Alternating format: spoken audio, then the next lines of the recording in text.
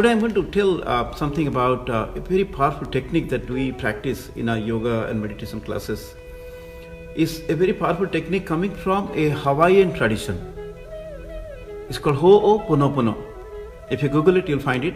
There are a lot of music, a lot of meditations about Hooponopono. It's a very complicated name, but very simple to practice. Let me tell you about the story behind it. So the story goes in a simplified way, like there was a jailer, in charge of a prison in Hawaii long time ago, and he was in charge of thousands of these hardcore criminals, very notorious. You can't even think about what kind of harm they can do if they're in front of you right now. So they were very hardcore criminals, and this jailer was given a task of not only just administering the normal way, but also do something specific about how to transform them, how to transfer their spirit, how to transform their mindset. So it so happened that this jailer himself was very spiritual in nature, and then he believed in the power of healing, power of forgiveness, power of love, all these wonderful concepts. So he did a lot of research about the ancient science of healing.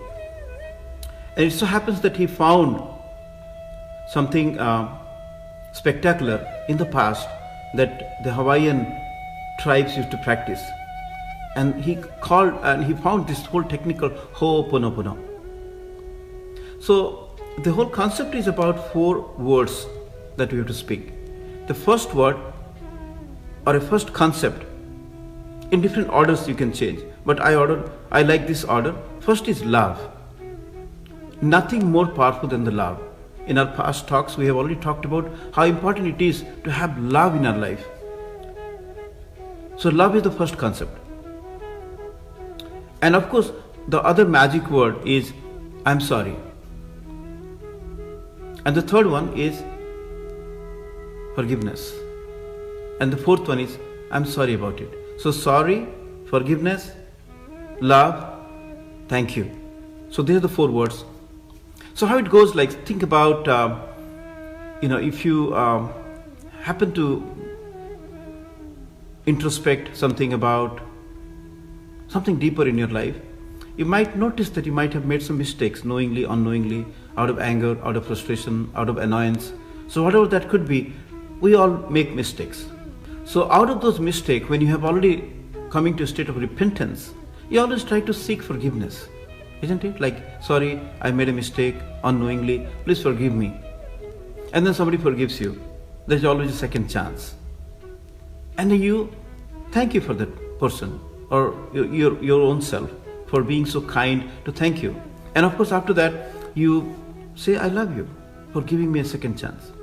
So this is the order. Like whatever way that you think about, you have love to start with, then thank you for giving you a second chance, and you're really sorry about making a mistake, and then you're seeking forgiveness. I put it as a lightning symbol. Like you think about that lightning symbol, like an S in a powerful way, just like lightning. So the first component is love, L. The second part is T, thank you. The third part is S, I'm sorry. And the fourth part is please forgive me. So why it is so important? Yoga talks about the whole universe is one being. We have already talked about there is only one supreme consciousness, one supreme divine intelligence that we all share. If you believe in the core concept of yoga and Vedanta, they talk about we are pure awareness. We are all called Satchidananda, pure existence, pure consciousness, and pure bliss. That's our true nature. So that pure consciousness is flowing through this body-mind instrument to experience life through our sense organs, through our organs of legs and hands and all these things. So essentially we are all sharing the same consciousness. So when we are sharing the same consciousness, whenever something comes to your awareness, you are responsible for that. That's the whole concept behind it. Like in this case of the story, the Hawaiian jailer. So when he became in charge of transforming the thousands of criminals' life, So he took that as a responsibility. So if something happens in Japan, like an earthquake, when you come to know about that, you are responsible for that. When something happens in Miami, in Florida, burglary happens, you come to know about that, you're responsible for that. Or death happens somewhere else, you're responsible for that. Somebody gets sick, you're responsible for that. So whenever you become aware of anything that's happening in the world, the moment it comes to your awareness, your consciousness, you partake of responsibility collectively. And during that time of responsibilities, instead of just blaming somebody or finding why it happened, asking a question mark, you say like, how can I take care of this? So that is where these 4 techniques work very handy. You say, I love you, I thank you for giving me an opportunity to do something about it. I'm so sorry that it happened, and please forgive me that I was not there, I could not do anything, or whatever way that you bring that a sense of forgiveness and urgency of forgiveness and try to talk about it. You know, we used to write applications like to whomsoever it may concern. Even in all the legal matters, we write that to whomsoever it may concern. So likewise, it doesn't have to be a particular person that you're talking about this. It could be yourself. It could be self-dialogue with your God. Hey God, you gave me an opportunity. I'm so thankful to you. I so still love you. And please forgive me. Thank you for giving me a second chance. I'm so sorry I goofed it up. You know, I have been coming here to this life millions of times. I still play, but I forget about the real goal of my life, and again I come back again, right? So whatever dramatic way that you can extend these 4 concepts and make a story out of it, love, thank you, forgiveness, and being sorry about it. They're the 4 magic words. You can listen to the song, but the whole idea behind is that you are aware of happening things around you, and when you have an opportunity to do something, use this technique. And right now, the whole world is aware of one thing, is the coronavirus pandemic. So think about the power of our awareness. It could have taken billions and trillions of dollars, literally, to create a program to draw attention of all these 7.5 billions of people in the planet. And what a tiny virus did it. So we should be grateful about the virus also. We should be practicing forgiveness for that virus. We should be practicing forgiveness for whoever caused that. Because there is a bigger power of forgiveness. If you start becoming violent, there is limited power. But if you start practicing non-violence in your words, thoughts and actions, there is a lot of power, immense power. And when you practice forgiveness, you don't practice for yourself. You don't practice for others. You practice for yourself.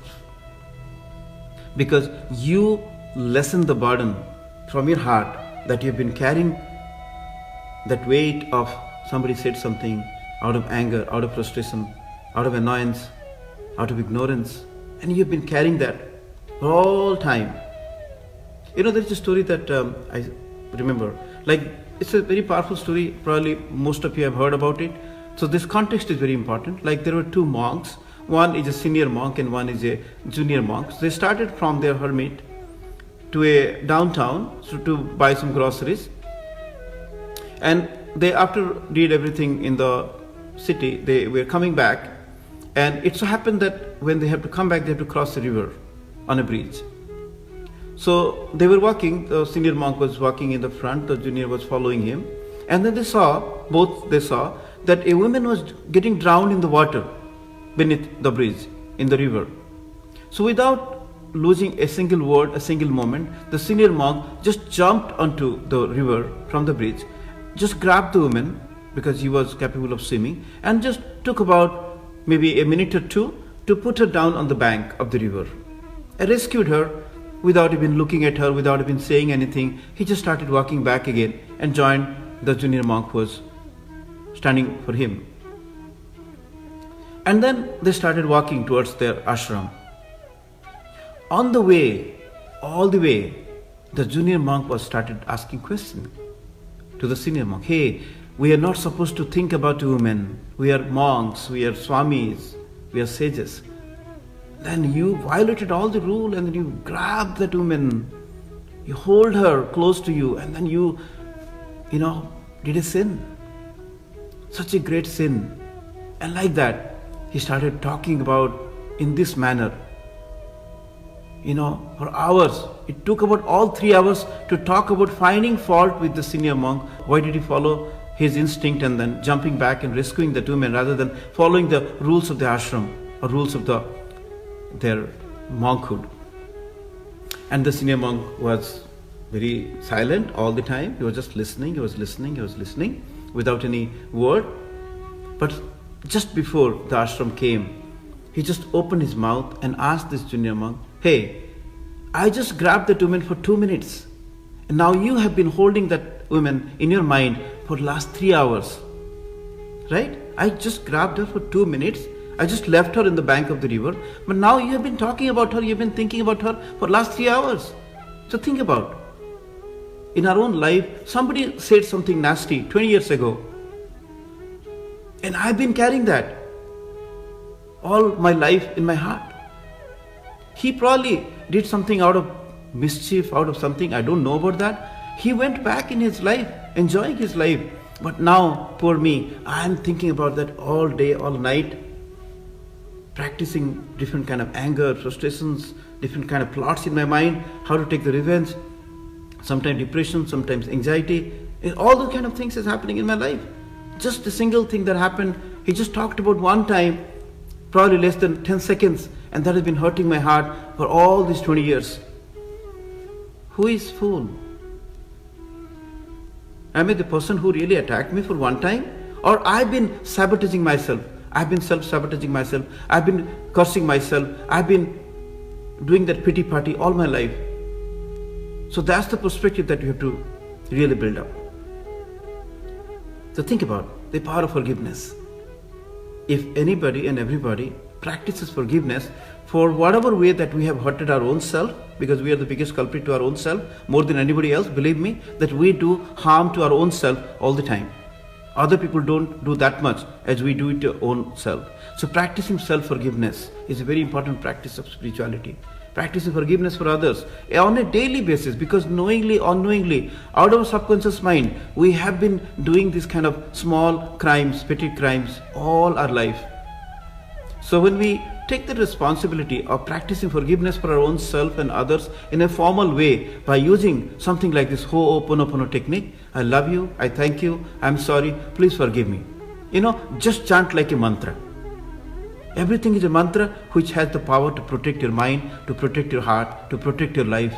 And now, in this context of coronavirus pandemic also, if everybody in the entire world right now practices for 4 days, just for 4 days, whatever time that you have, love you, thank you, I'm sorry, please forgive me, I believe there could be transformation in the world.